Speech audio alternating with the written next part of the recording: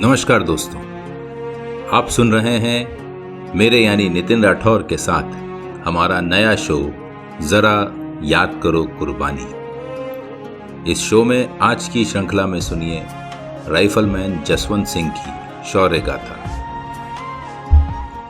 अक्सर फिल्मों में एक हीरो 10-20 लोगों पर भारी पड़ जाता है और आजकल की कुछ फिल्मों में तो अकेला हीरो हाथ में बंदूक लेकर 150 लोगों को भी निपटा देता है। और अक्सर ऐसा लगता है कि ये सब सिनेमा में ही संभव है। लेकिन अगर आपको ये कहा जाए कि वास्तव में भी ऐसा हो,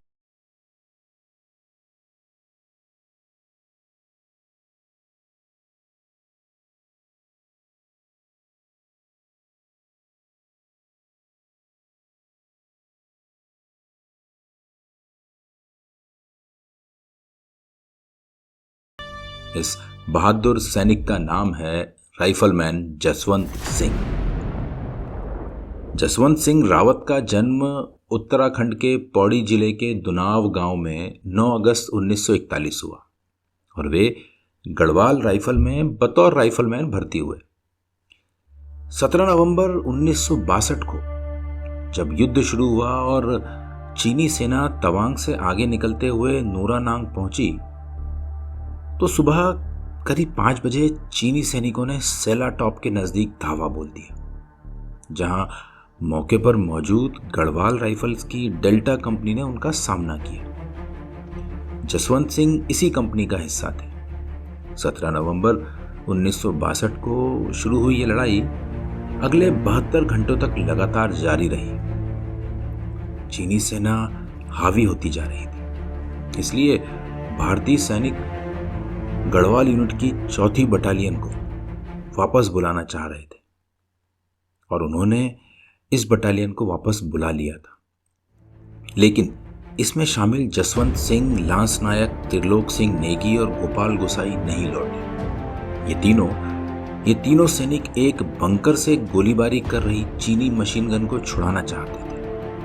तीनों जवान चट्टानों और झाड़ियों में छिपकर भारी गोलाबारी से बचते हुए चीनी सेना के बंकर के करीब जा पहुंचे और महज 15 यार्ड की दूरी से हैंड ग्रेनेड फेंकते हुए दुश्मन सेना के कई सैनिकों को मारकर मशीन गन छीन लिया। इससे पूरी लड़ाई की दिशा ही बदल गई और चीन का अरुणाचल प्रदेश को जीतने का सपना पूरा नहीं हो सका। और जब भारतीय सेना और चीनी सैनिकों के बीच ये लड़ाई चल रही थी, उसमें परमवीर चक्र विजेता जोगिंदर सिंह, लांस नायक त्रिलोक सिंह नेगी और राइफलमैन गोपाल सिंह गोसोई सहित सैकड़ों सैनिक वीर गति को प्राप्त हो चुके थे। लेकिन जसवंत सिंह ने अकेले नूरानांग का मोर्चा संभाला और लगातार 3 दिनों तक अलग अलग बंकरों से गोलीबारी करते रहे। जब 3 दिनों बाद सैनिकों को पता चला कि एक अकेले सैनिक ने उनकी नाक में दम कर रखा है, तो इस खींच में चीनी सैनिकों ने उन्हें घेर कर बंधक बना लिया। इस लड़ाई में जसवंत सिंह ने कम से कम 300 चीनी सैनिकों को मौत के घाट उतारा। उनकी शौर्य गाथा को लेकर कहा जाता है कि चीनी सेना उनका सर काट कर ले गई, मगर युद्ध के बाद चीनी सेना ने उनका सर पीतल की मूर्ति के रूप में लौटा दिया। अकेले अपने दम पर चीनी सेना को टक्कर देने के उनके बहादुरी भरे कारनामों से दुश्मन सेना भी बहुत प्रभावित हुई थी। इसके बाद चीनी सेना ने जसवंत सिंह की पीतल की प्रतिमा भारतीय सेना को पोस्ट की। जसवंत सिंह ने जिस चौकी पर आखिरी लड़ाई लड़ी थी, उसका नाम अब जसवंतगढ़ रख दिया गया है और वहां उनकी याद में एक मंदिर भी बनाया गया है।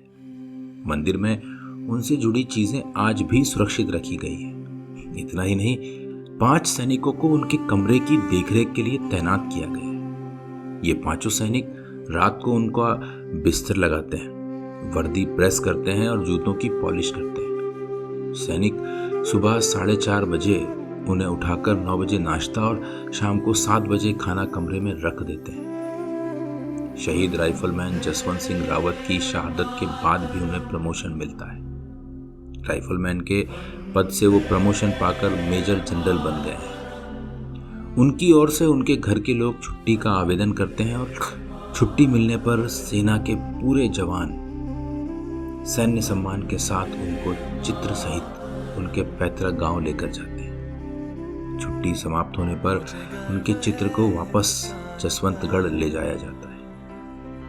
आज भी सीमा पर तैनात हैं राइफलमैन जसवंत सिंह रावत और सेना के जवानों का मानना है कि अब भी जसवंत सिंह जी की आत्मा चौकी की रक्षा करती है।